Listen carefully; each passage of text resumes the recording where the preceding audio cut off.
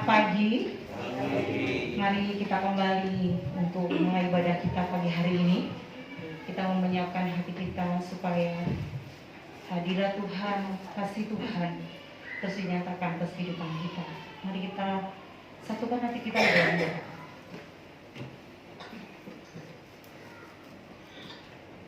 Bapa, kami bersyukur buat saat ini. Kami bersyukur buat setiap kesempatan yang Tuhan berikan dalam kehidupan kami. Ajari kami Tuhan mempergunakan setiap kesempatan demi kesempatan dengan baik. Dan ajari kami selalu tertuju kepadamu. Ajari kami Tuhan selalu mencari Engkau dalam kehidupan kami. Ajari kami Tuhan memberikan waktu kami untuk Engkau. Untuk kami menyembah, memuji dan memuliakan nama-Mu dalam setiap hidup kami. Karena kami yakin dan percaya di saat kami duduk diam di bawah kaki-Mu, ada kasih, damai, sukacita yang kami rasakan hari demi hari. Apapun tantangan kami, ketika kami memiliki Tuhan Yesus dalam hidup kami disembuhkan dan dimampukan. Sebab itu pagi hari ini kembali kami minta Tuhan, belas kasih-Mu dan anugerah-Mu turun atas kami. Menjamah setiap hidup kami, memulihkan setiap hidup kami. Hati yang selalu baru biarlah Tuhan berikan dalam kehidupan kami. Terima kasih Bapa, terima kasih. Kami minta Tuhan, kasih-Mu mengalir atas tempat ini. Kasih-Mu memenuhi hidup kami. Terima kasih Bapa. Biarlah saat ini ibadah kami dari awal pertengahan ke akhirnya Engkau yang berdaulat dan Engkau yang berkuasa. Terima kasih Bapak. Kami menyerahkan ibadah kami ke dalam tangan kuasa di dalam nama Tuhan Yesus Kristus. Kami berdoa dan mengucap syukur. Haleluya. Amin. Pagi hari ini ketika kita ada di tempat ini, semua karena kasih Tuhan. Amin. Kita diberikan kekuatan, kesehatan, semua karena kasih Tuhan. Pagi hari ini kembali kita minta, biarlah kasih Tuhan memenuhi hati kita. Biarlah kasih Tuhan memenuhi tempat ini. Dan izinkan Tuhan bekerja atas kehidupan kita. Buka hati kita yang lebar, supaya Tuhan bekerja secara maksimal dalam kehidupan kita.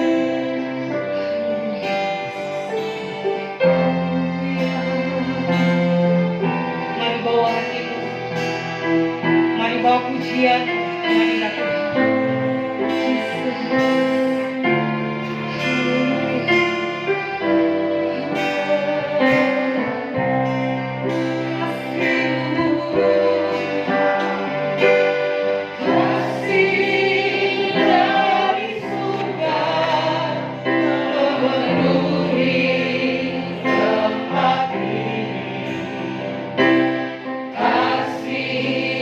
Dari Bapa surga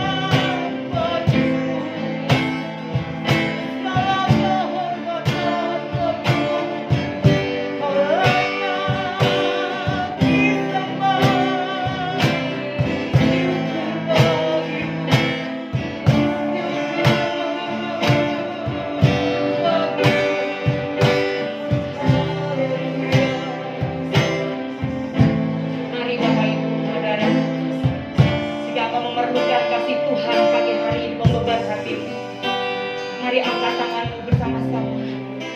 Mari angkat tanganmu kepada Tuhan. Katakan, Tuhan, aku perlu kasih-Mu. Aku perlu kasih-Mu, Tuhan. Aku perlu kasih-Mu, Yesus.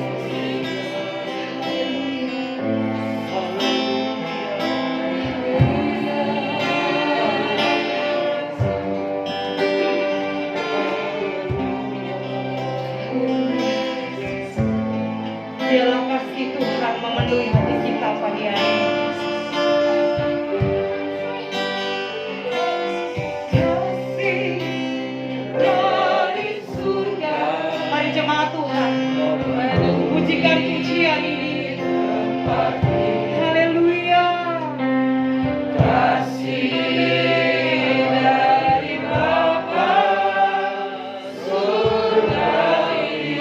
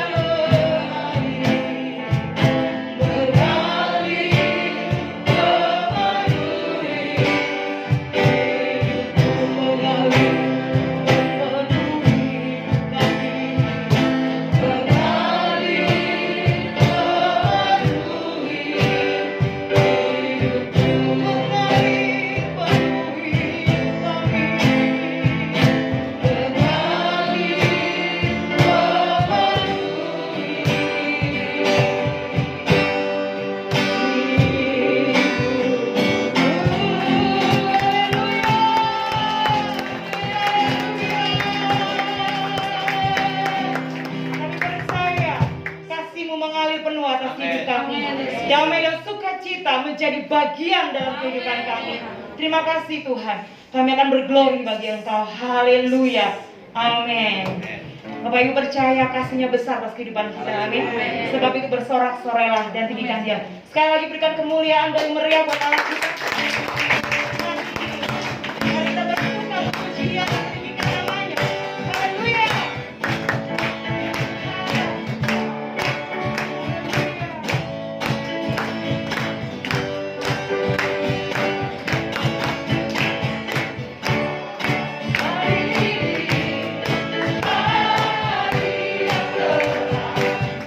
telah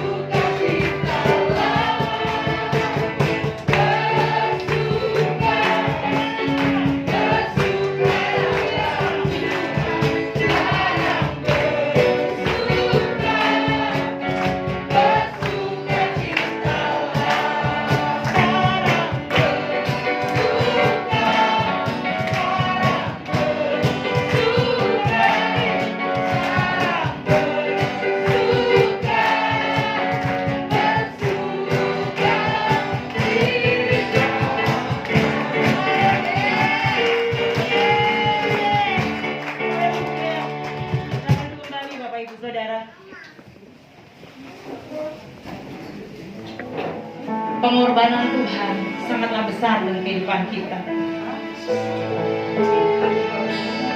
Kasih yang diberikan Tuhan sungguh tidak terbatas atas setiap kehidupan kita. Pengorbanan, anugerah, darahnya yang sudah tercurah atas kehidupan kita. Betapa susah Tuhan ingin menggantikan kita, dan keringat yang menjadi seperti darah, karena Dia begitu mengasihi saya dan Bapak Ibu.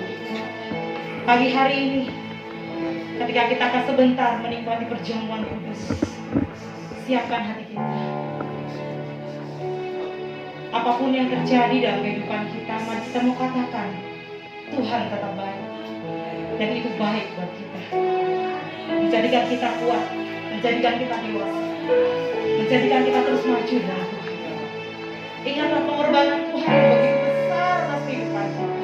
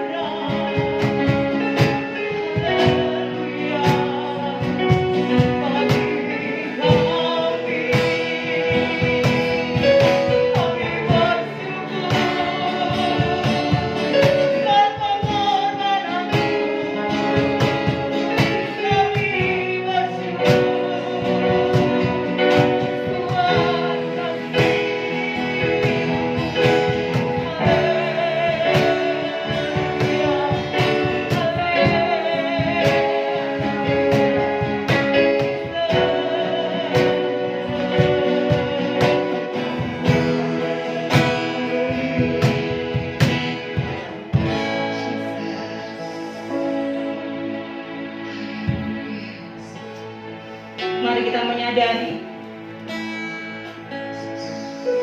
betapa kasih Tuhan itu hebat dan ajaib.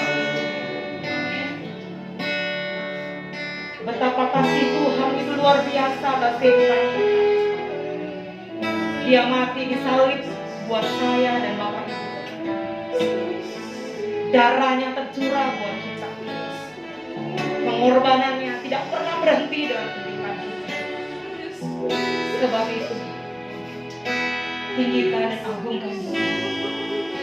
Mari jemaat Tuhan, kita bangkit berdiri bersama-sama.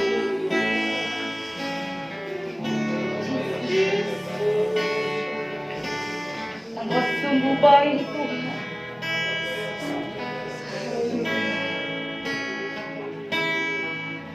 Terlalu besar kasih-Mu, pengorbanan yang Kau berikan bagiku. Terlalu mahal darah-Mu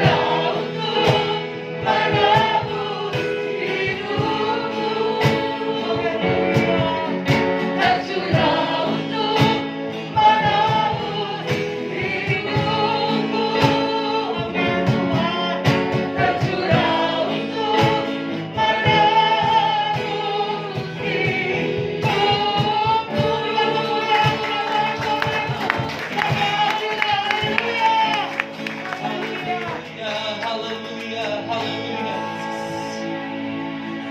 Kami bersyukur untuk apa yang sudah dikerjakan Tuhan Yesus 2000 tahun yang lalu di atas kayu salib. Sungguh terlalu besar pengorbanan, tidak terkatakan. Terlalu dahsyat itu bagi kami. Biarlah ingatan tentang karya Kristus di kayu salib selalu ada dalam hati dan pikiran kami. Biarlah itu semua yang menuntun kehidupan kami di hari-hari ke depan. Karena kami sadar, kalau kami boleh ada seperti hari ini, itu adalah hasil dari karya Tuhan Yesus. Terima kasih kalau kami beroleh menikmati sukacita di dalam Tuhan. Kami boleh diberkati.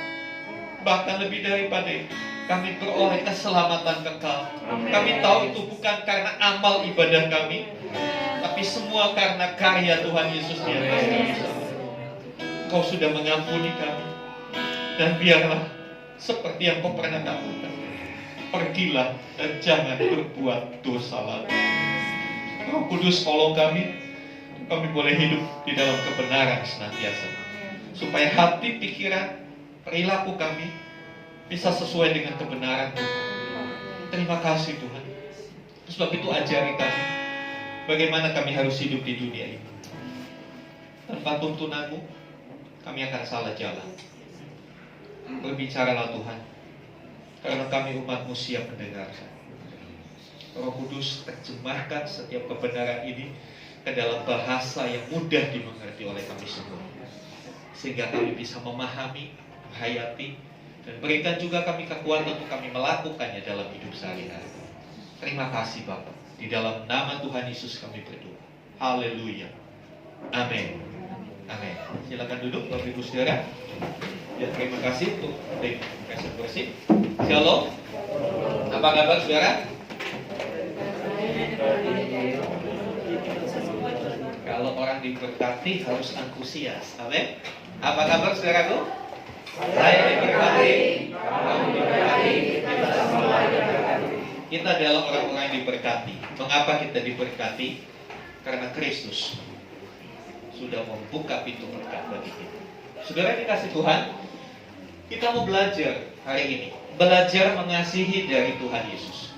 Iya, satu contoh atau keteladanan yang paling unggul dalam hal kasih, dalam hal mengasihi, tidak lain adalah pribadi Tuhan Yesus. Amin.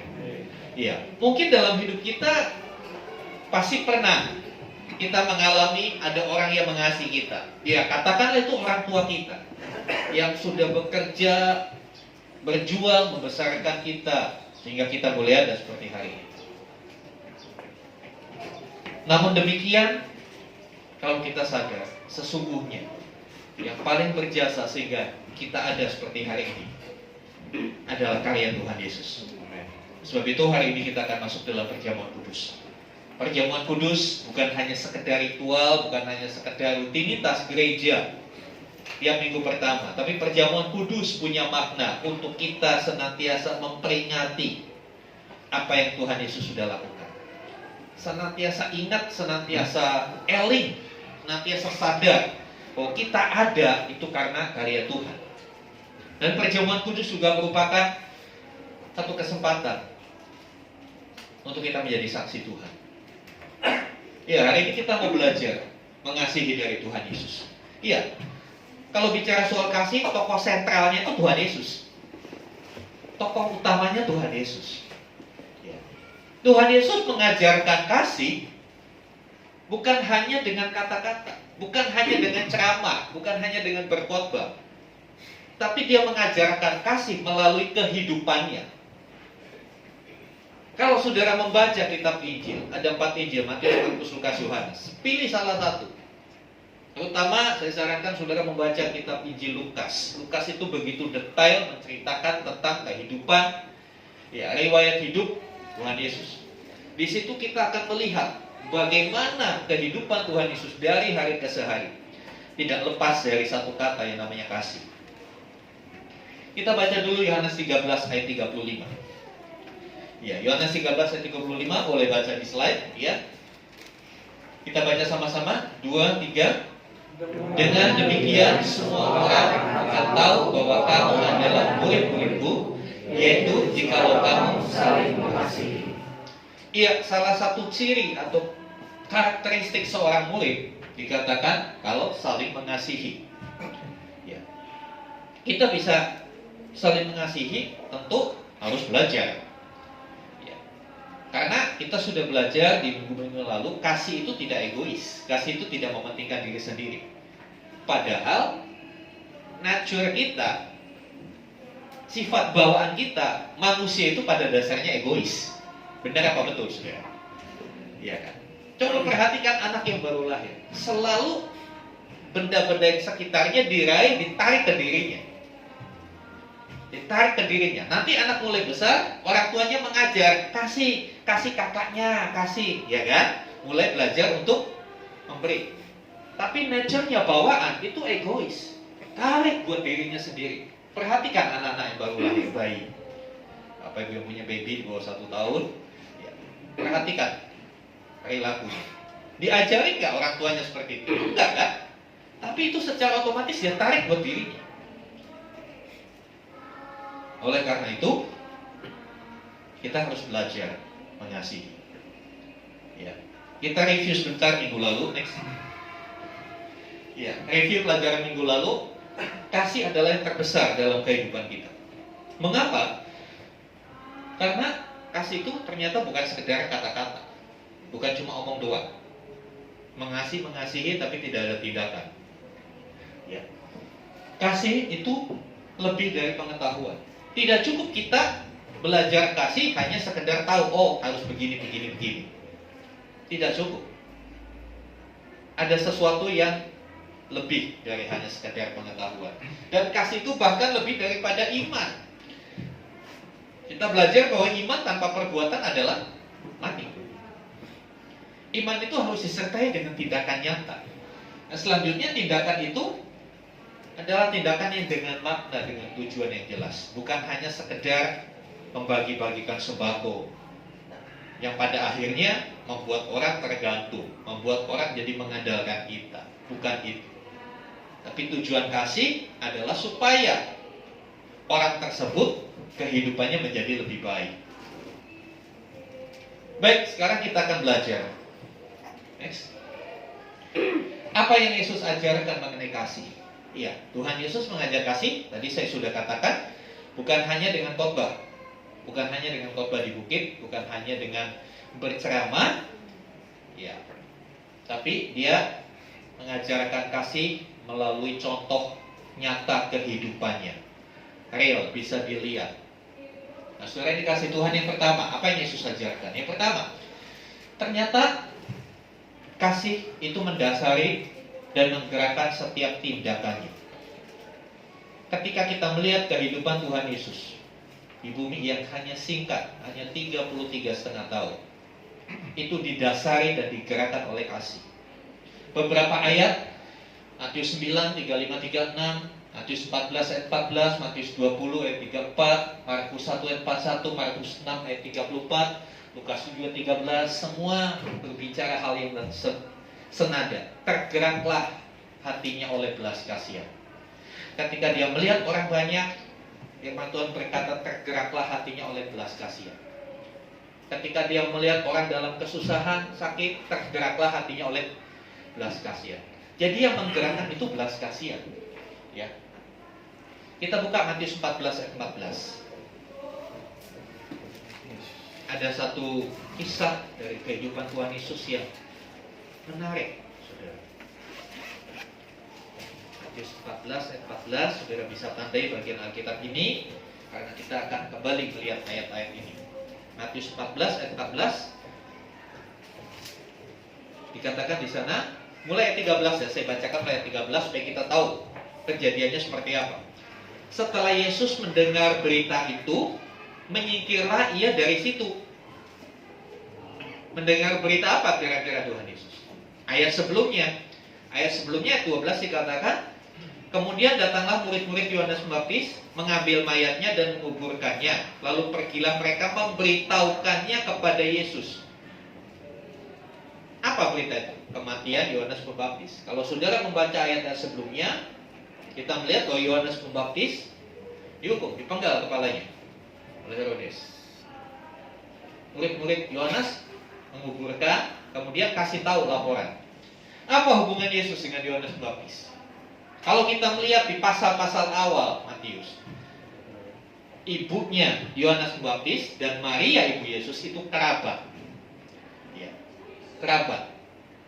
Ya, mungkin boleh dikatakan sepupu, pokoknya ada hubungan keluarga seperti itu. Memang tidak disebut seperti apa hubungannya, tapi dikatakan kerabat, bersaudara. Jadi mereka ini secara garis keturunan ya dekat. Dekat. Mungkin kalau seperti orang Medan satu marga lah begitu ya. Saudara yang dikasih Tuhan. Dan Yohanes Pembaptis ini juga pelayanannya adalah membuka jalan bagi kehadiran Kristus, mempersiapkan jalan. Yang 13 dikatakan setelah Yesus mendengar berita itu. Kira-kira kalau saudara mendengar berita kematian kerabat orang yang saudara kasih seperti apa? Kalau, iya kan? Terbawa perasaan, sedih, ya, nggak konsen bekerja. Ya. Dan Yesus pada waktu itu dia hadir sebagai manusia seutuhnya. Ketika dia ada di dunia, dia mengambil rupa dalam wujud manusia seutuhnya yang punya kesedihan. Sehingga dikatakan setelah Yesus mendengar berita itu, menyingkir ia dari situ. Dalam terjemahan lain, menyingkir itu mengasingkan diri. Ya. Dan hendak, nah disebut di sini, dan hendak mengasingkan diri dengan perahu ke tempat yang sunyi. Tetapi orang banyak mendengarnya dan mengikuti dia dengan mengambil jalan darat dari kota-kota mereka. Ketika Yesus mendarat, ia melihat banyak orang yang besar jumlahnya, maka tergeraklah hatinya oleh belas kasihan kepada mereka dan ia menyembuhkan mereka yang sakit. Jadi, peristiwa Tuhan Yesus menyembuhkan orang sakit di ayat ini, itu situasi dan kondisinya secara manusia tidak memungkinkan. Tuhan Yesus masih dalam kondisi berduka. Betul? Dia dengar kabar Yohanes Pembaptis meninggal, dan meninggalnya bukan karena sakit, bukan karena COVID, meninggalnya dipotong kepalanya. Itu satu pukulan secara psikologis yang nggak bisa dianggap remeh. Kalau saudara, contoh kita tarik ke diri kita, kalau kita ada saudara kita itu dihukum, dipenggal kepalanya, kira-kira seperti apa saudara? Wah, itu goncang kita. Makanya Tuhan Yesus dikatakan dia menyingkir dari pelayanannya, mau mengasingkan diri dikatakan ke tempat yang sunyi. Ya, mungkin dia mau berdoa, mau menenangkan diri dengan berita yang dia dengar yang begitu menggoncangkan psikologisnya. Tapi kembali, dia tidak bisa lepas dari pelayanan. Dia nyebrang pakai perahu ke tempat yang sunyi. Orang-orang banyak tahu, oh itu Yesus ke seberang sana. Dia nggak ikut pakai perahu, dia muter lewat jalan darat. Misalnya ini danau, Tuhan Yesus nyebrang. Ini orang banyak yang mengikuti dia, muter. Begitu Tuhan Yesus mendarat, lah ketemu lagi banyak orang. Apa yang terjadi? Apa Tuhan Yesus bilang, stop, saya mau cuti.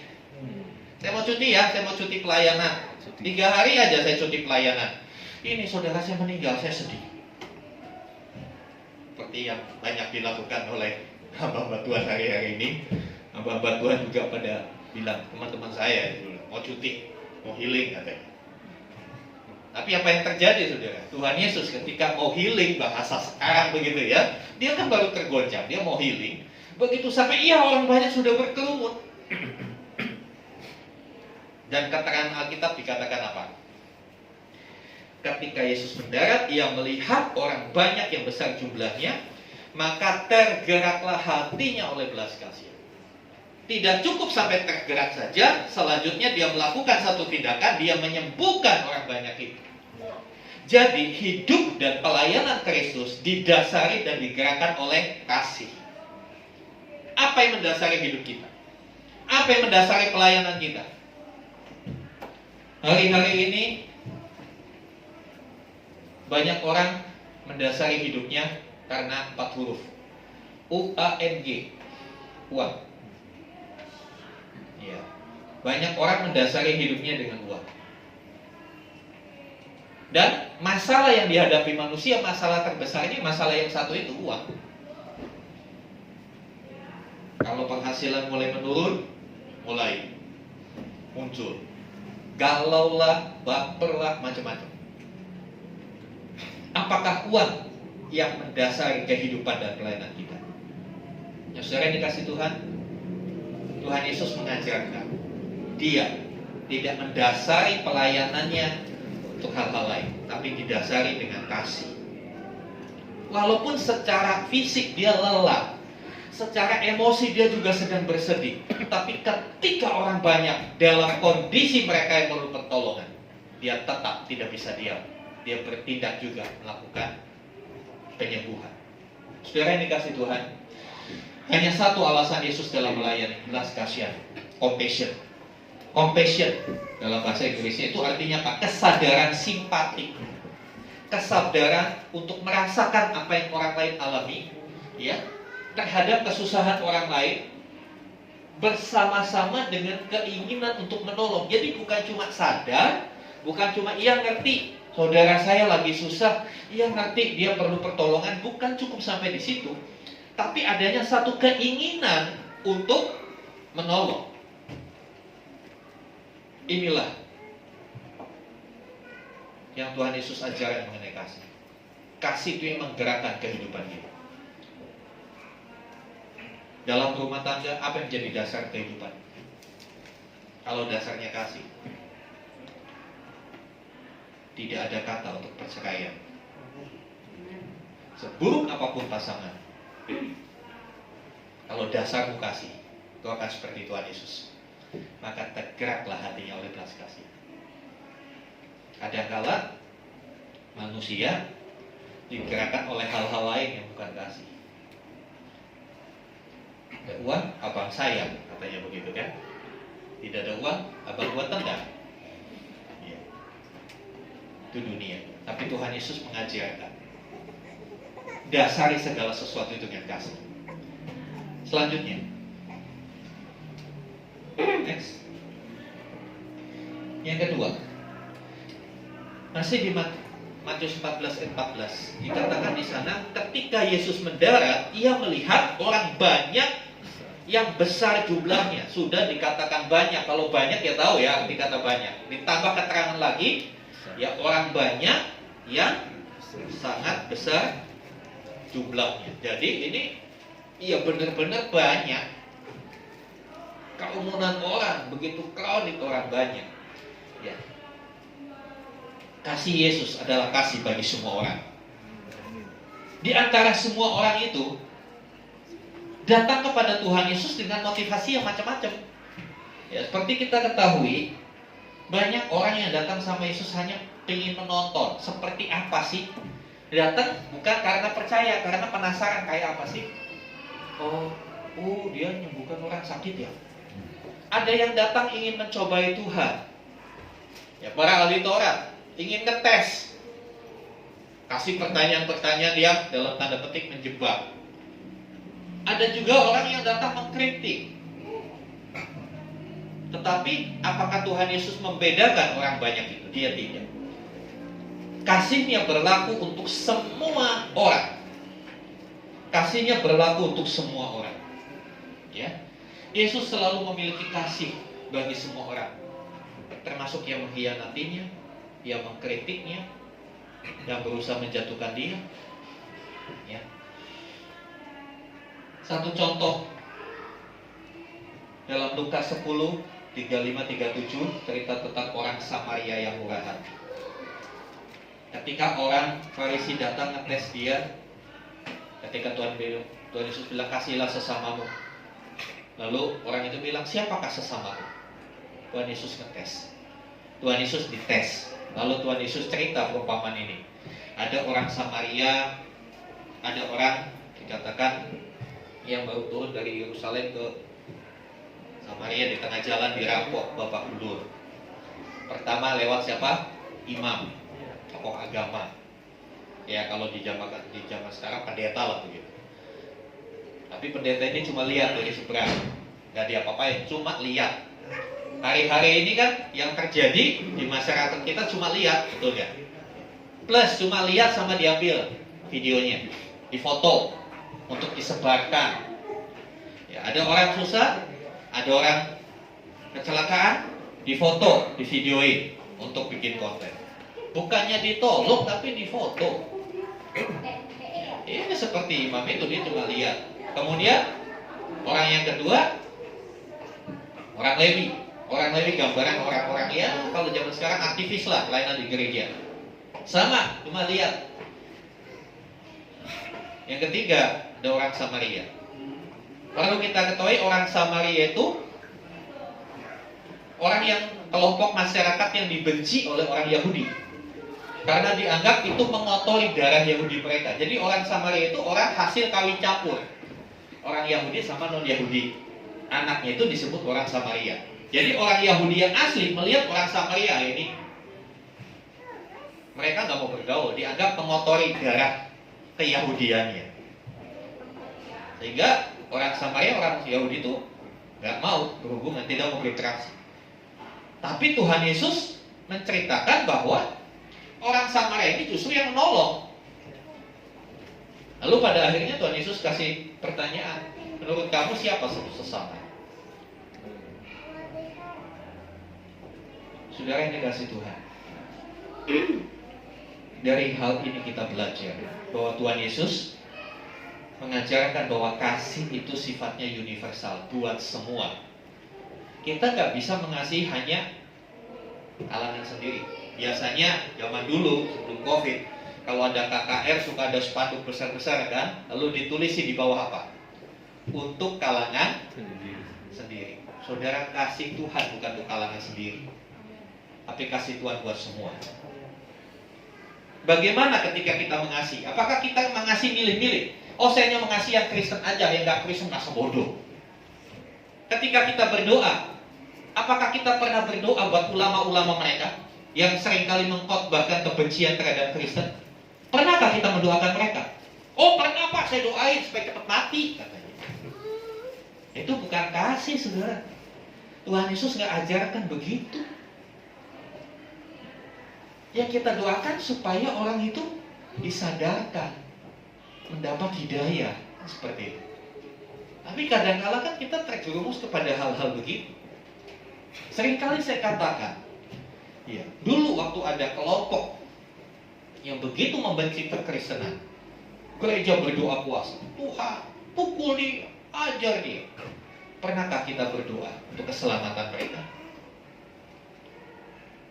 Mari kita mau belajar dari Tuhan Yesus. Kasihnya itu universal untuk semua. Kasihnya bukan untuk kalangan sendiri. Kasih Tuhan bukan hanya untuk orang Yahudi saja, tapi untuk semua. Mari kita memiliki kasih yang seperti itu kepada semua orang, termasuk yang membenci kita, termasuk yang bikin susah kita, termasuk yang memfitnah kita. Karena perintah itu berkata, kasihilah sesamamu manusia. Siapa sesama? Kan begitu. Sesama, gampang. Sesama itu saya kasih pengertian, siapa sesama kita? Sesama itu yang sama-sama manusia.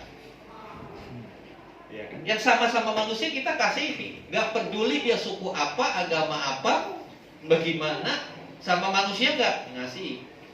Kita nggak perlu mengasihi hewan peliharaan lebih daripada manusia.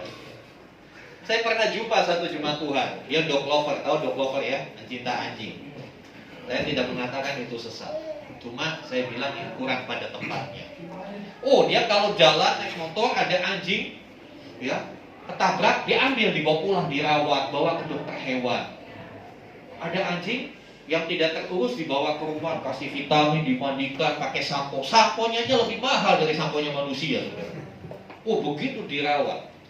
Saya bilang sama bapak ini, Pak, kira-kira kalau di jalan ketemu nenek-nenek terlantar dibawa pulang nggak? Enggak. Kenapa anjing dibawa pulang, nenek-nenek nggak dibawa pulang? Saya tanya pertanyaan, siapakah sesama? Saudara, mohon maaf, sesama kita bukan anjing. Betul?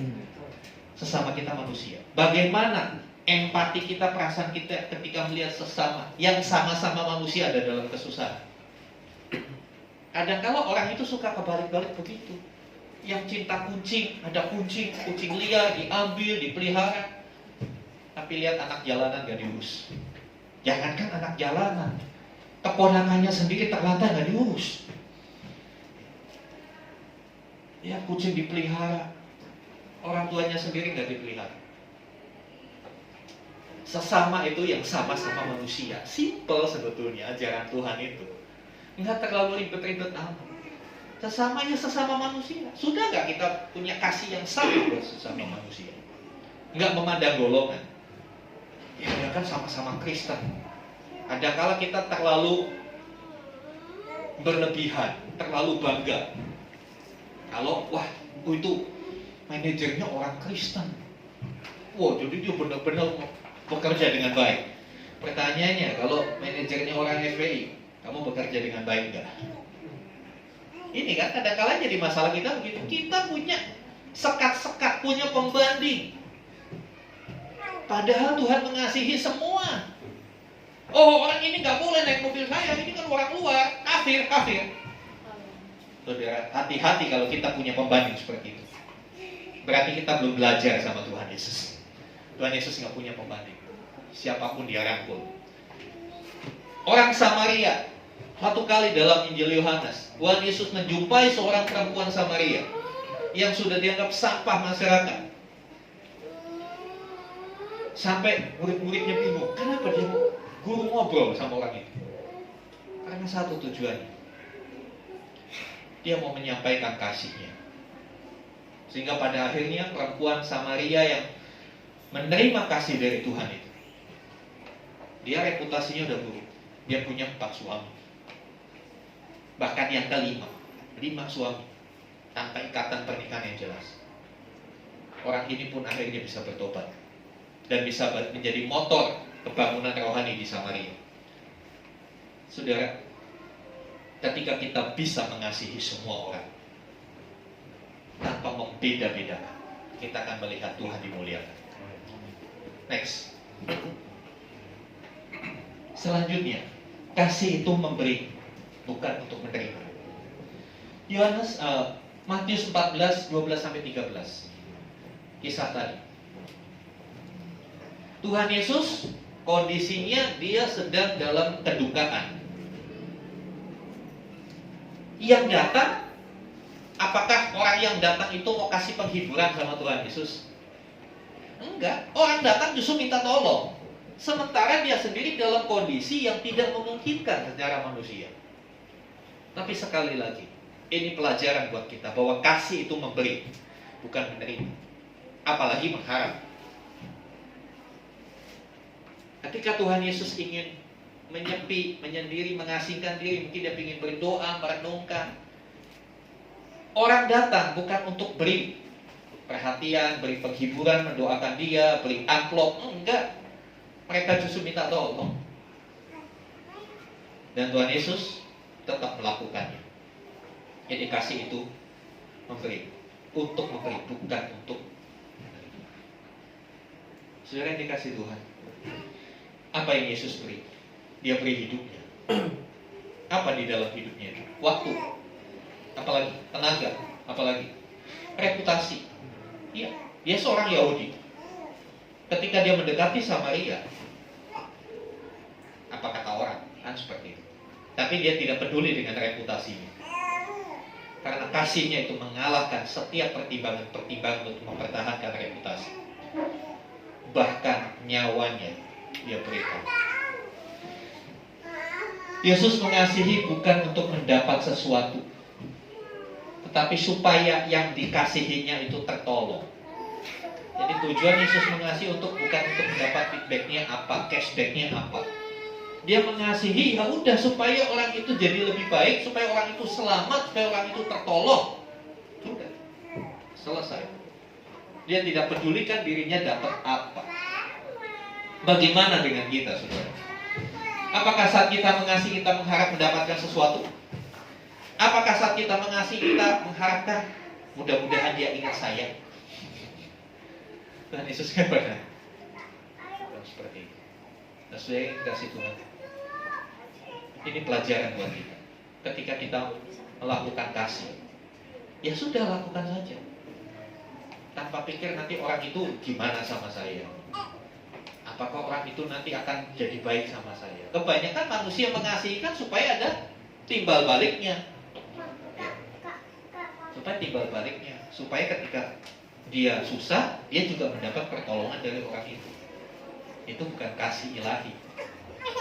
Itu bukan kasih Allah. Kasih Allah itu beri saja. Selanjutnya saudara. Next. Bukan hanya tidak mengharapkan feedbacknya, tetapi Tuhan Yesus tetap mengasihi walaupun titik-titik. Saya percaya kita cukup cerdas untuk mengisi titik-titik ini. Amin. Yesus tetap mengasihi walaupun, ya kita tahu apa walaupun apa. Ya. Apa yang Yesus terima sebagai balasan dari kasihnya? Ya, penolakan. Dia ditolak. Di kampung halamannya dia ditolak. Apa yang dia terima? Dihujat. Apa yang dia terima? Aniaya, bahkan sampai disalib. Kalau kita belajar jujur, apa yang dilakukan Tuhan Yesus itu lebih banyak menguntungkan banyak orang. Apakah Yesus pernah merugi? Tidak. Tapi apa yang dia terima? Bukan hanya itu.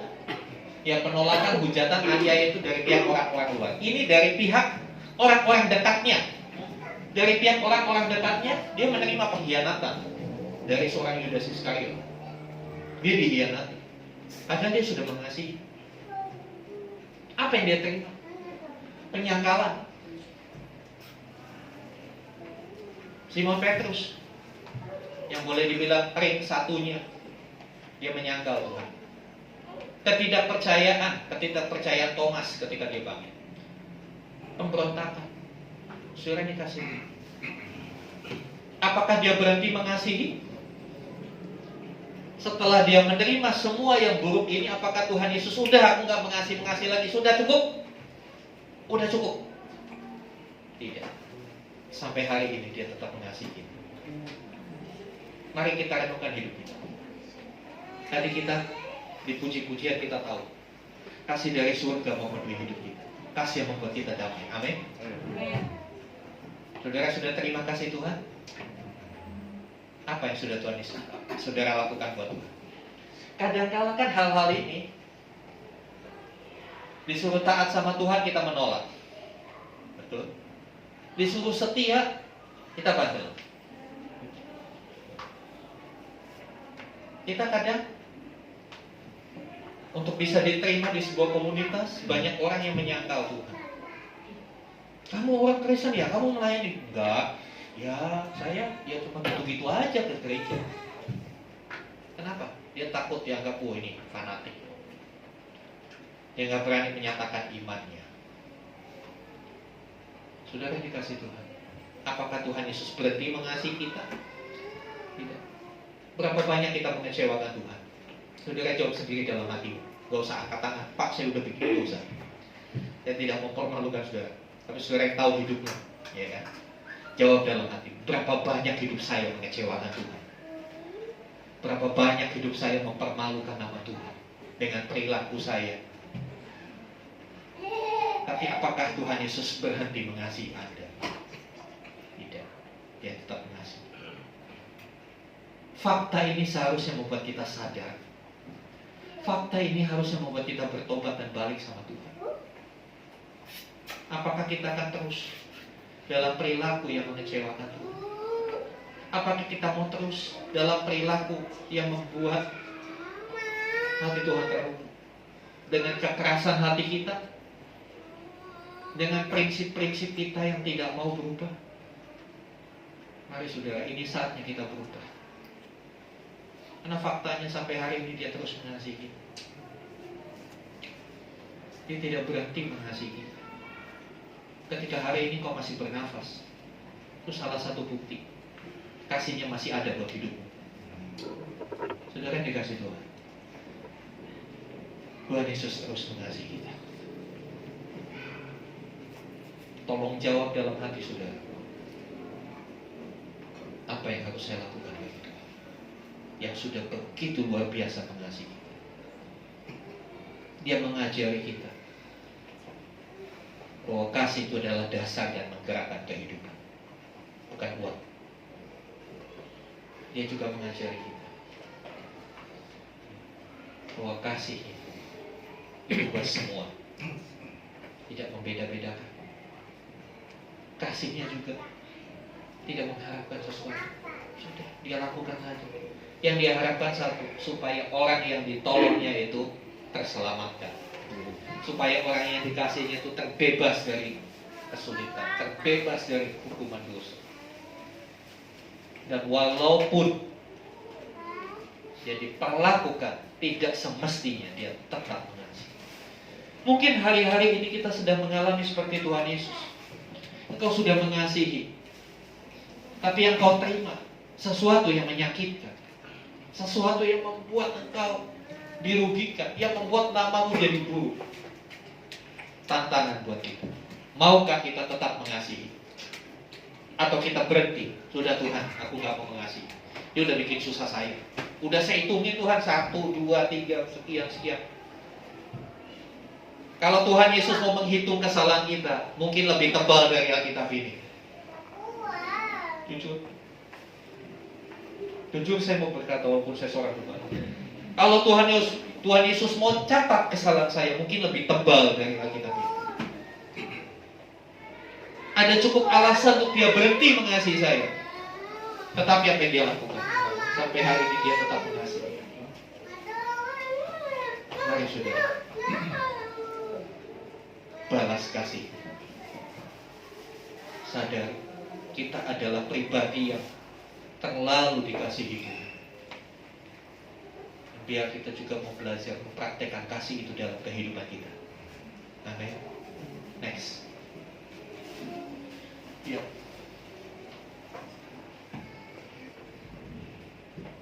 Saudara bisa baca sejenak ini, buat ini. Tuhan, saya mau menjadikan kasih sebagai dasar dan penggerak hidup saya. Tuhan, saya mau mengasihi semua orang, termasuk yang mengecewakan, membenci, dan memusuhi. Tuhan, saya mau memberi tanpa mengharap apapun. Tuhan, saya mau mengasihi tanpa henti seperti Tuhan Yesus. Roh Kudus tolong saya. Saudara yang sepakat dengan hal-hal ini, saya undang bagi berdiri.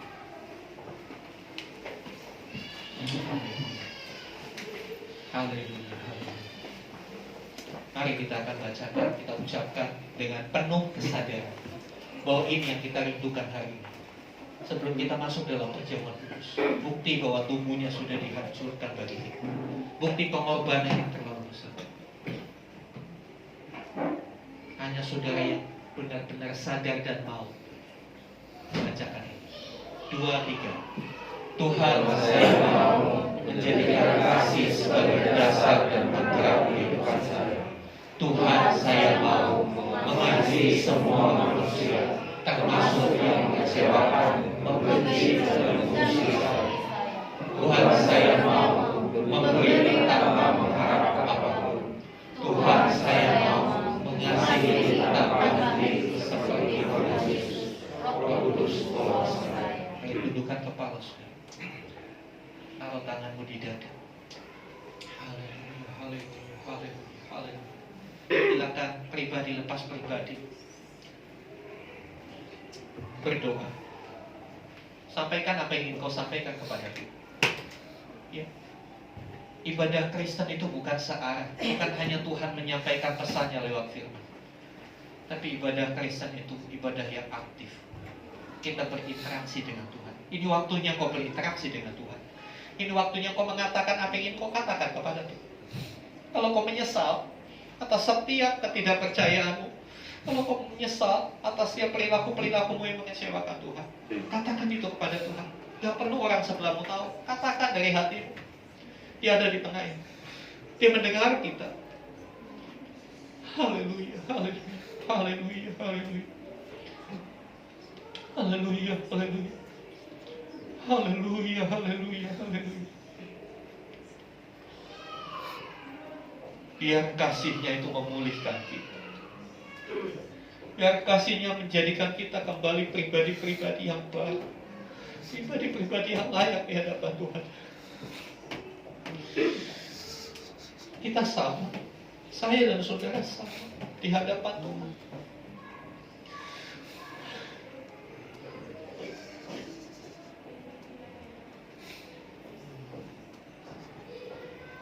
Mengalir kasih dari tempat tinggi,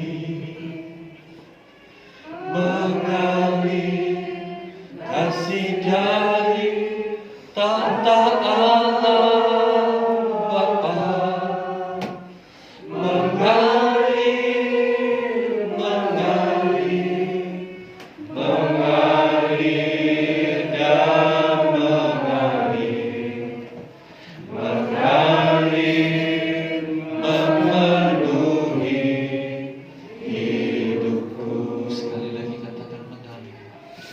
Mengalir kasih dari tempat tinggi,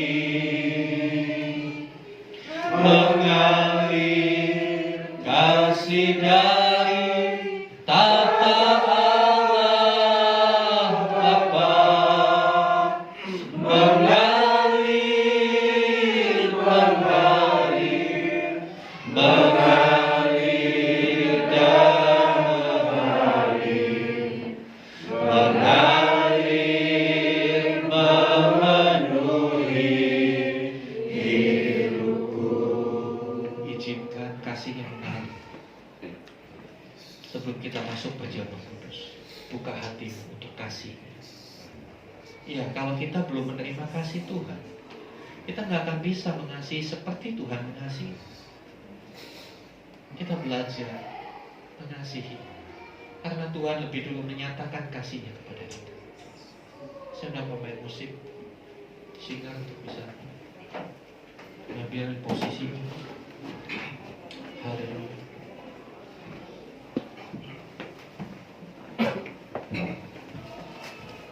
Saya undang Bapak Agustinus melayani perjamuan kudus. Haleluya, haleluya, haleluya, haleluya, haleluya.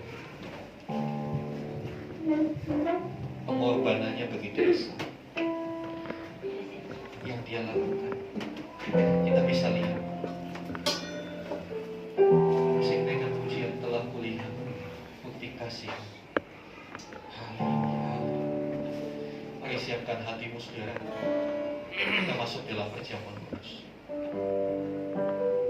Dalam perjamuan kudus hari ini bisa mengubahkan cara kita berpikir, mengubahkan cara kita mengasihi. Bukan seperti dunia, tapi seperti yang diajarkan Tuhan Yesus.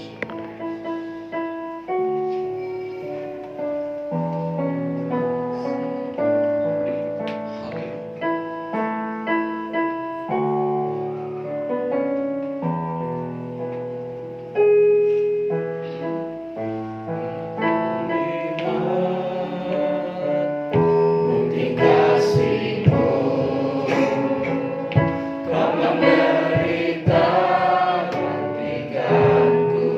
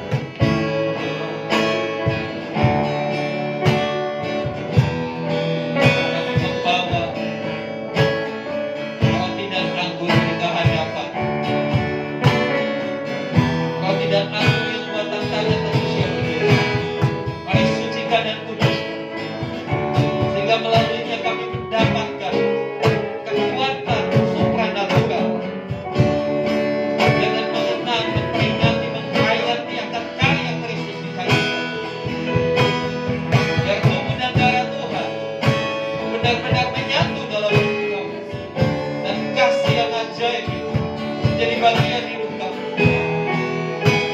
Haleluya. Perjamuan kudus adalah bagi mereka yang sadar dan percaya akan karya Kristus, bahwa Tuhan Yesus telah mati di atas kayu salib 2000 tahun yang lalu untuk satu tujuan, keselamatan umat manusia. Kita hanya perlu mempercayainya, kita beroleh keselamatan itu. Silakan saudara penuhi lagi. Haleluya,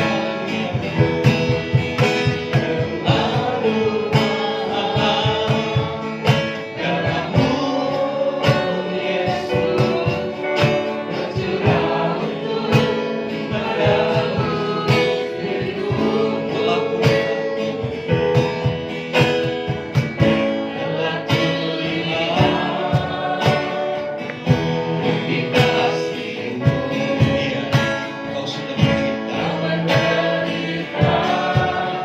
Harusnya kami yang ada di kayu salib itu dengan darah-Mu Kau selamatkanku. Kini ku hidup menyenangkan terlalu besar, terlalu besar kasih-Mu Bapa, pengorbanan yang Kau berikan bagiku terlalu mahal. Darah-Mu Yesus tercurah untuk menebus hidup terlalu besar, terlalu besar kasih-Mu Bapa, pengorbanan yang Kau berikan bagiku terlalu mahal. Darah-Mu Yesus tercurah untuk menebus hidup terlalu besar, terlalu besar kasih-Mu Bapa, pengorbanan yang Kau berikan bagiku terlalu mahal.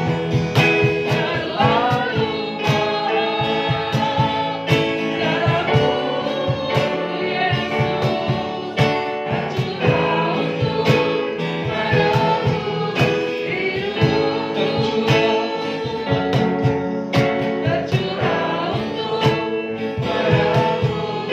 hidupku. Darahnya tercurah untuk menebus hidupku.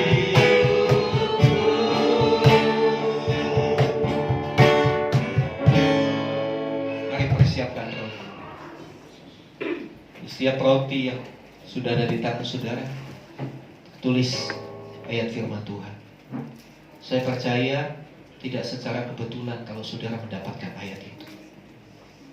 Baca itu, yakini itu sebagai suara Tuhan bagimu untuk hari ini dan hari-hari ke depan.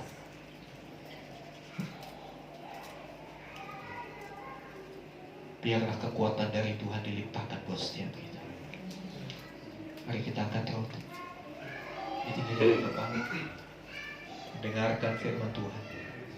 Sebab apa yang telah kuteruskan kepadamu telah aku terima dari Tuhan, yaitu bahwa Tuhan Yesus pada malam waktu Ia diserahkan mengambil roti, dan sesudah itu Ia mengucap syukur atasnya. Ia memecah-mecahkannya dan berkata, inilah tubuhku yang diserahkan bagi kamu. Perbuatlah ini menjadi peringatan akan aku. Bukankah roti yang kita akan adalah peringatan akan tubuh Kristus? Amin. Amin. Di dalam nama Tuhan Yesus, mari kita makan bersama-sama.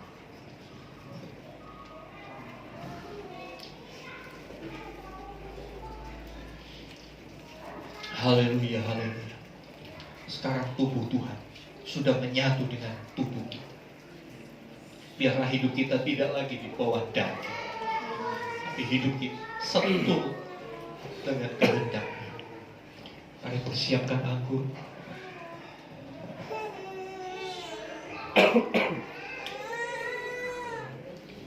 Dengan tangan kanan angkat tinggi. Haleluya. Darahnya telah dicurahkan. Sampai tetes darah terakhir. Dia lakukan itu karena kasih-Nya kepada saudara dan saya. Kepada orang-orang yang selalu memberontak. Kepada orang-orang yang selalu gak taat. Orang-orang yang selalu mudah down. Bahkan untuk hal sepele. Itu jadi kurang mempercayai Tuhan. Untuk kita Dia lakukan itu. Sungguh kasih yang tidak terbatas. Ya batas. Dengarkan firman Tuhan. Demikian juga yang mengambil cawan sesudah makan lalu berkata, cawan ini adalah perjanjian baru yang dimeteraikan oleh darah. Perbuatlah ini setiap kali kamu meminumnya, menjadi peringatan akan aku. Bukankah cawan anggur yang kita ada adalah darah perjanjian baru yang memeteraikan kita bahwa kita telah diselamatkan. Amin. Mari kita berdoa bersama-sama.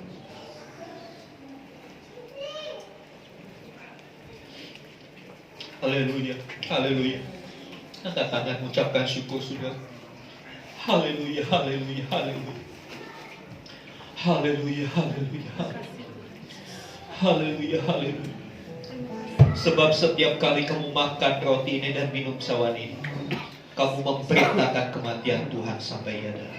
Dengan cara apa kita memberitakan kematian Tuhan?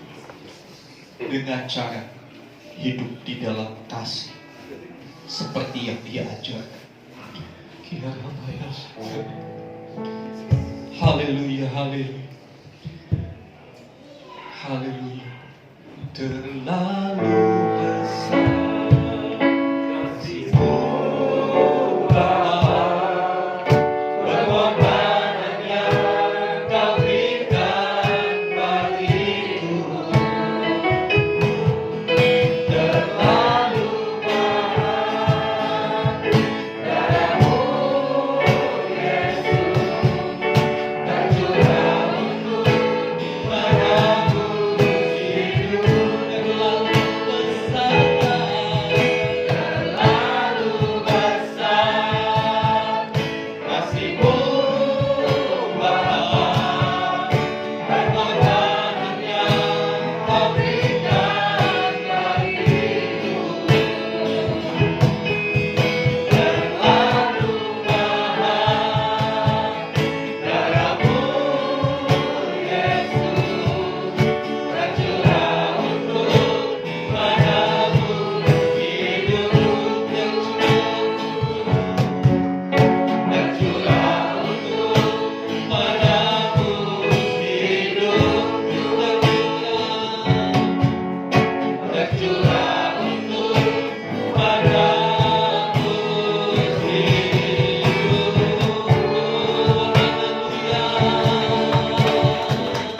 Haleluya. Terima kasih Tuhan untuk apa yang sudah Kau lakukan, untuk pengalaman rohani yang kami bisa alami pagi hari ini. Biarlah ini menjadi sumber kekuatan untuk kami menjalani hari-hari di depan kami. Kami tidak menjadi orang yang gampang menyerah dengan keadaan. Kami tidak menjadi orang yang gampang putus asa ketika kami menghadapi situasi-situasi sulit. Ketika kami diperlakukan tidak adil, ketika kami dianiaya, difitnah, kami tetap mengasihi seperti yang Tuhan Yesus ajarkan. Roh Kudus, bantu kami untuk kami boleh melakukan. Tanpa kekuatan-Mu kami akan gagal, tapi kekuatan-Mu lah yang membuat kami mampu. Kami menjadi komunitas yang saling mengasihi, komunitas yang saling mendoakan. Bahkan kepada semua orang yang kami jumpai, kami boleh menyatakan kasih Tuhan kepada mereka, supaya mereka kenal ada satu kasih yang tidak ternilai, ada satu kasih yang begitu sempurna. Kami boleh memperkenalkan kasih Kristus kepada orang-orang di sekitar kami. Terima kasih Tuhan. Di dalam nama Tuhan Yesus kami berdoa. Haleluya. Amin. Amin. Silakan duduk Bapak Ibu Saudara. Ya, saudara diberikan kesempatan untuk memberikan persembahan, persembahan umum, sepuluhan, apapun kiranya kita memberi dengan penuh kasih. Giliran komsel di area RSP. Ya. Mari kita bertumbuh dalam komunitas. Fungsinya komunitas bukan hanya kumpul-kumpul, tapi untuk kita bisa belajar bersama, bertumbuh bersama. Dan itu saudara yang belum himpun dalam komsel, saya arahkan, ayo kita berkomsel. Amin. Di situ saudara akan mempraktekkan setiap firman Tuhan. Di situ kita bisa sharing. Di situ juga bisa tanya jawab. Kalau di kebaktian umum tanya jawab kita bisa pulang jam 3 nanti saudara. Tapi di dalam komsel kita bisa sharing, bisa tanya jawab, ya kita bisa saling support satu dengan yang lain. Ya itu saja. Kemudian mulai didoakan. Ya saudara mulai didoakan Natal kita. Ya ini sudah masuk Agustus. Sebentar lagi sudah September dekat Natal. Ya kita siapkan saudara untuk bisa bersama-sama merayakan Natal. Yang kemudian informasi selanjutnya saya nyambut Bapak Ibu yang baru pertama kali hadir tempat ini. Boleh bangkit berdiri Bapak Ibu yang baru hadir. Ya, kita sambut dengan sukacita. Ya, Mama Ayub ya, Mama Ayub dari KSB. Kalau Bapak Ibu belum memiliki tempat ibadah yang menetap, kami terbuka untuk bergabung bersama-sama dalam Gereja Bethel Tabernakel Impactful Community. Kita bertumbuh menjadi komunitas yang berdampak. Ya, seperti saudara yang rindu ingin tercatat menjadi jemaat resmi di tempat ini, bisa menghubungi Ibu Gembala untuk mengisi form. Tujuannya untuk apa? Supaya kita bisa melayani saudara lebih baik lagi. Ya, supaya kita terdata dan untuk pelaporan kita, karena tiap tahun kami harus melaporkan. Sinode lanjut sampai ke departemen atau kementerian agama. Jadi gereja kita legal, resmi, bukan gereja yang tidak jelas. Ya, kita ada kemarin minggu yang lalu saya baru webinar dengan Bapak Dirjen Dimas Kristen. Satu informasi penting lagi sebelum saya lupa, bagi saudara-saudara yang punya anak kelas 7. Ada di sini yang punya anak kelas 7? Ya, dalam buku kewarganegaraan, Pendidikan Pancasila dan Kewarganegaraan, ada kesalahan yang sangat fatal di situ. Tapi gak usah takut. Secara resmi Kementerian Pendidikan sudah mencabut itu, revisi itu. Hanya mungkin revisinya belum sampai. Ya, yang perlu kita lakukan adalah kita meluruskan. Dalam buku itu disebutkan agama Kristen adalah agama yang dibawa oleh penjajah. Ini memberikan konsep yang salah. Kita bukan agama penjajah. Justru kita datang untuk membebaskan kita dari penjajahan dosa. Amin. Yang kedua, dalam buku itu disebutkan agama Kristen punya Tuhannya 3. Allah Bapa, Bunda Maria, sama Tuhan Yesus. Ini jelas konsep yang salah. Jadi tolong anak Bapak Ibu yang punya anak kelas 7, dibuka bukunya, dicari kata-kata itu, dijelaskan. Kalau masih bingung menjelaskan, ketemu saya. Ya, jangan sampai anak-anak dapat konsep yang keliru. Oh, orang Kristen Tuhannya 3. Ya, ini sedikit bercandaan saya. Waktu saya SMP juga digituin sama teman saya non Kristen. Apa kamu Tuhannya 3? Ya, saya dasar pikiran anak-anak, kebanyakan nonton film Flash Gordon.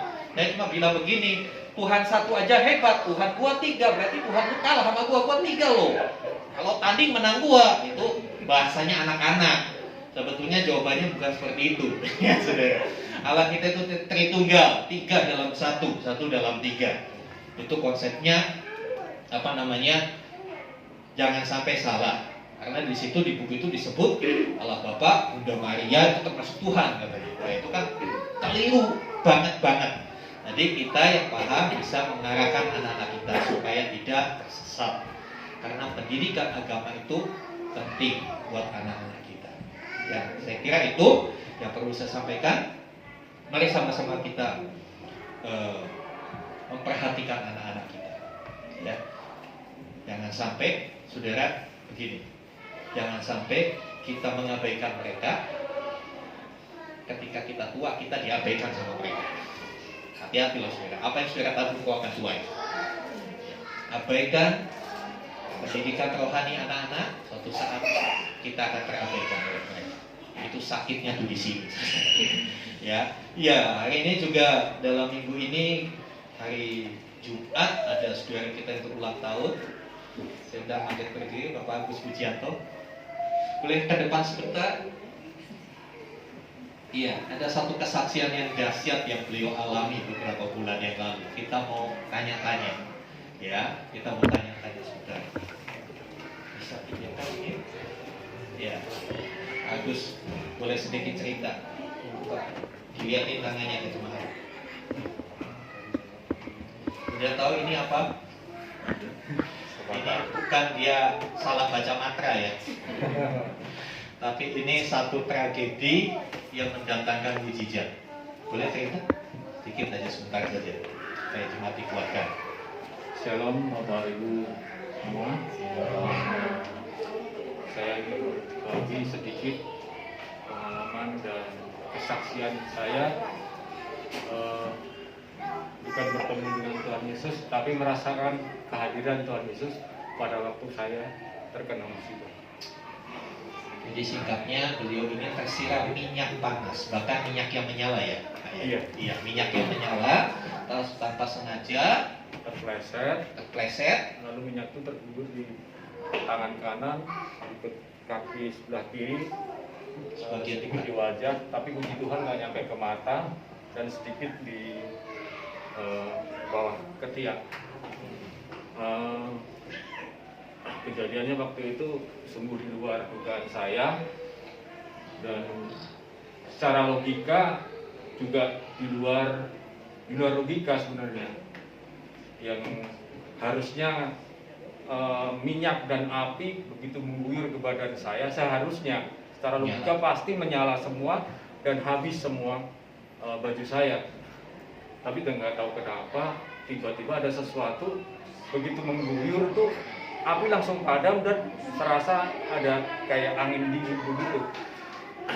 Itu saya belum merasakan dengan maksud kehadiran Tuhan. Cuman selang beberapa hari saudara dari istri yang notabene berbeda keyakinan dengan kita mengatakan bahwa si Agus luar biasa. Dia bersyukur ada sesuatu sosok yang menelungkupin dia, berjubah putih dan berambut agak panjang, dan saya yakin itu Tuhan Yesus. Amin. Ya, saudara dikasih Tuhan, kehadiran Tuhan Yesus itu nyata karena dia hidup, dia tidak mati. Dan saya hanya sampaikan sama Agus Pujianto, di follow up orang yang melihat tadi. Saudaranya di follow up, kasih tahu bahwa itulah Tuhan yang saya sembah dan yang saya layani. Amin. Kemarin beliau berulang tahun. Saya percaya kado yang terindah adalah kekuatan iman untuk terus meyakini Tuhan, terus mempercayakan hidupnya bagi Tuhan. Dan tunduk kepala kita berdoa. Bapak, kami bersyukur untuk apa yang sudah dialami oleh Bapak Agus Pujianto. Kami tahu semua tidak kebetulan, semua ada maksud supaya orang mengenal bahwa Yesus Kristus hidup. Yesus Kristus tetap sama dulu, sekarang, dan selamanya. Dia juru selamat satu-satunya. Biar di momen ulang tahun Agus Pujianto makin meyakini, makin teguh imannya kepada Tuhan. Biarlah dia dimampukan untuk menjadi saksi Kristus, terutama membawa keluarganya kepada Tuhan. Jadikan dia imam yang bertanggung jawab atas seluruh isi rumah tangganya, membawa istri, anak-anak, orang-orang yang ada di dalam rumahnya untuk hidup dalam kebenaran, takut akan Tuhan. Berkati apapun yang dikerjakan sebagai driver, ambulan, pelayanan kedukaan, biarlah dia boleh melayani orang-orang yang berduka dengan kasih Kristus. Terima kasih Tuhan. Sempurnakan kesembuhan dan luka-luka bakarnya. Kami percaya Tuhan yang memiliki tubuh ini, Tuhan yang sanggup memulihkan dengan sempurna tanpa kekurangan suatu apa. Terpujilah nama, dalam nama Yesus kami berdoa. Amin. Oke, gembala dan jemaat mengucapkan selamat ulang tahun. Ya. Kalian dikasih Tuhan, ada begitu banyak hal yang dahsyat yang boleh saya sampaikan. Gereja kita memang belum lama, belum genap 2 tahun, tapi ada begitu banyak kesaksian yang dahsyat. Sebelum kejadian Agus Pujianto, Pak William juga mengalami hal yang dahsyat. Anaknya 8 bulan jatuh dari tangga, dan dahsyatnya tidak ada patah tulang sama sekali, tidak ada hal yang berbahaya. Ada begitu banyak mujizat. Dan saya mau katakan, seperti inilah hidup kita di dalam Tuhan. Hidup dari mujizat kepada mujizat. Amin. Atau kesaksian lagi, hadir di sini juga Ibu Levi. Ya, beliau merindukan keturunan. Dan puji Tuhan, beliau sudah Tuhan berikan keturunan. Amin. Dan amin. Jaga apa yang Tuhan berikan. Tidak ada alasan kita untuk meragukan Dia. Terlalu bodoh kita kalau meragukan Tuhan Yesus. Mari kita maju bersama. Amin. Sama-sama kita berdiri. Saya udah Pak Ahok untuk pimpin kita dalam doa syafaat.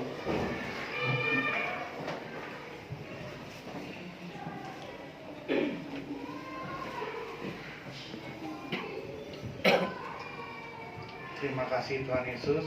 Hari ini kami boleh mengikuti ibadah perjamuan kudus. Kami bersyukur dengan keadaan kami masih diberikan anugerah kesehatan. Kami masih diberikan sukacita dan damai sejahtera. Terima kasih Tuhan. Kami juga menyerahkan gereja kami GBT Impact Community. Biarlah semakin berjalannya gereja ini, kami percaya banyak jiwa-jiwa yang akan bergabung dan bertumbuh bersama kami. Dan berkati setiap jemaat, kiranya kami bisa bersama-sama bertumbuh terus semakin hari sesuai dengan kehendak. Terima kasih Tuhan. Kami juga menyerahkan negara kami Indonesia. Biarlah negara Indonesia ini Engkau punya rencana yang indah terhadap negara kami. Biar semakin hari semakin banyak jiwa-jiwa yang mengenal Engkau di negara kami. Kami juga menyerahkan ekonomi Indonesia. Biarlah ekonomi kami berada di dalam tangan. Apapun yang terjadi ke depannya, kami tetap berpegang teguh kepada firman-Mu. Kami tidak perlu takut dan kami tidak perlu gentar. Kami percaya Tuhan kami, Tuhan yang penuh bertanggung jawab. Terima kasih Tuhan Yesus. Kami juga menyerahkan presiden kami, wakil presiden dan juga jajarannya. Biarlah semuanya Engkau yang ambil alih setiap keputusan yang mereka keluarkan. Biar Engkau yang memberikan hikmat kepada mereka sehingga keputusan-keputusan itu sesuai dengan kehendak. Dan kami juga menyerahkan daerah sekeliling kami. Biarlah daerah gereja kami ini boleh mendapatkan berkat di mana gereja ini berdiri. Biarlah kami boleh menjadi terang-Mu dan mendapat memberkati daerah-daerah sekitar, berkati RT RW dan juga pejabat sekeliling. Terima kasih Tuhan. Kami menyerahkan juga doa kami untuk gereja kami. Biarlah kami mempunyai tempat ibadah yang permanen di tanah Kediri. Kami menyerahkan semua ke dalam tangan-Mu. Kami percaya jika di waktu yang tepat yang Engkau kehendaki, pasti Engkau berikan kepada kami semua. Terima kasih Bapak. Kami juga menyerahkan Pak Gembala kami, biarlah kesehatan, juga kekuatan yang menyertainya di dalam pelayanan untuk memberikan pelayanan kepada kami jemaat-jemaat dan orang lain. Berikan dia kesehatan yang baik, Ibu Gembala dan anak-anaknya. Berkati mereka semua Tuhan, apapun yang mereka butuhkan Engkau yang cukupi. Biarlah terus bisa menjadi terang dan garam-Mu dimanapun mereka berada. Terima kasih Tuhan. Kami serahkan doa kami siang ini ke dalam tangan-Mu, hanya dalam nama Tuhan Yesus. Mari saudara buka hati, angkat tanganmu. Dan sekarang terimalah rahmat anugerah dari Bapa di surga, di dalam kasih dan karya Tuhan Yesus Kristus, bersama dengan penyertaan pengurapan Roh Kudus. Terimalah berkat-berkat jasmani, terlebih lagi berkat rohani. Jadilah berkat dimanapun Tuhan menempatkan kita. Karena itu pergilah, jadikanlah semua bangsa murid, dan baptislah mereka dalam nama Bapa dan Anak dan Roh Kudus. Dan ajarlah mereka melakukan segala sesuatu yang telah kuperintahkan kepadamu. Dan ketahuilah aku menyertai kamu senantiasa sampai kepada akhir zaman. Demikianlah Tuhan Yesus akan datang kali yang kedua, menjemput kita, membawa kita masuk dalam kerajaan kekal. Dan di mana Tuhan Yesus berada, di situ pun kita boleh berada. Di dalam nama Tuhan Yesus, kami mohonkan doa berkat. Haleluya. Amin.